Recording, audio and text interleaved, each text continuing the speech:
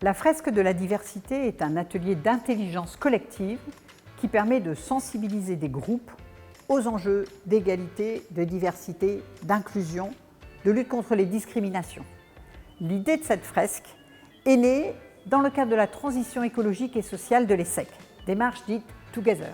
On a fait le choix de reprendre les leviers pédagogiques de la fresque du climat pour inventer un outil qui, de la même façon, permettrait d'animer des ateliers en intelligence collective pour que chacun prenne conscience des processus à l'œuvre et des processus qui conduisent aux discriminations, puisse acquérir un vocabulaire commun à ces sujets, puisse comprendre aussi l'ampleur des conséquences des discriminations et enfin, puisse découvrir un certain nombre de leviers dont on peut s'emparer quand on veut améliorer la situation et rendre une organisation plus inclusive. Je ressors de cette fresque avec le sentiment partagé d'avoir monté d'un cran sur le sujet dans sa globalité et à la fois en mettant l'accent et le doigt sur quelque chose des éléments très précis. Je pense que c'est un atelier qui s'adresse à tout le monde, puisque c'est important que tout le monde prenne connaissance de l'ensemble des discriminations. Ça permet à chacun de se poser les bonnes questions pour pouvoir ensuite faire en sorte que le monde soit meilleur.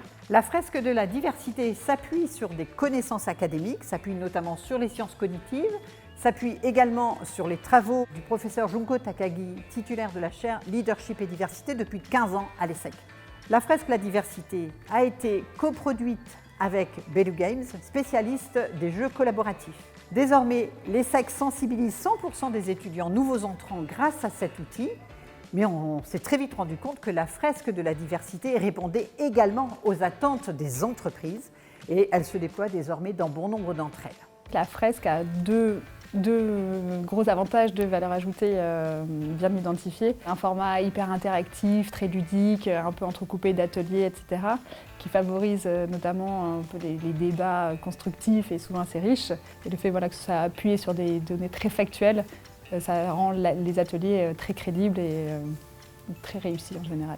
Au sein d'une entreprise comme Engie, la plus grande difficulté qu'on a, c'est de sensibiliser les collaborateurs qui viennent d'horizons différents, de sensibilités différentes, de pays différents.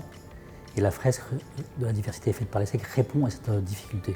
Concrètement, les organisations qui souhaitent déployer la fresque de la diversité peuvent nous demander de démultiplier des ateliers, mais peuvent également nous demander de former un certain nombre de collaborateurs qui, à leur tour, pourront animer des fresques au sein de l'organisation.